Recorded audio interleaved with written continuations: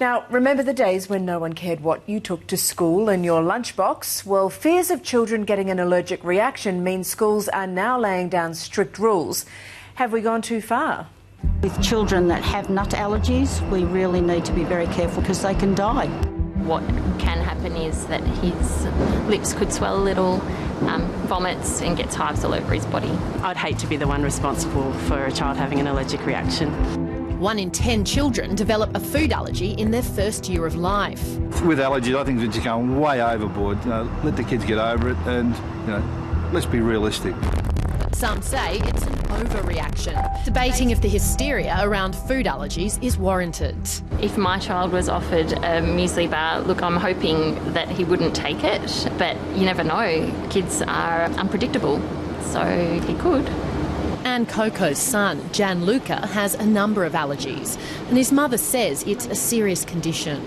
My son is very aware of his allergies and he knows to ask because I suppose he copies me.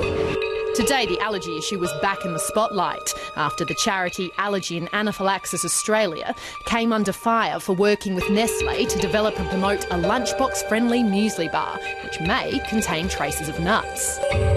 By the end of January 2014, all its muesli bars will be labelled lunchbox-friendly to reflect this change. While there is no Australian-wide legislation banning nuts, the responsibility falls to individual schools to implement their own policy.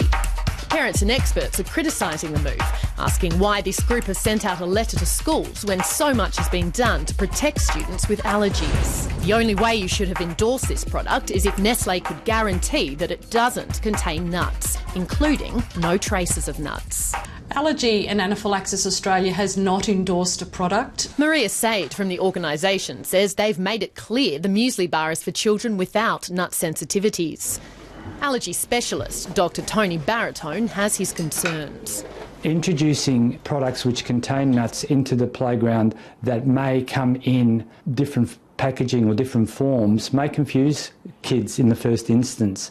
And so in this occasion, we're quite concerned that that confusion may lead to unwanted exposure or ingestion of products that the children should avoid.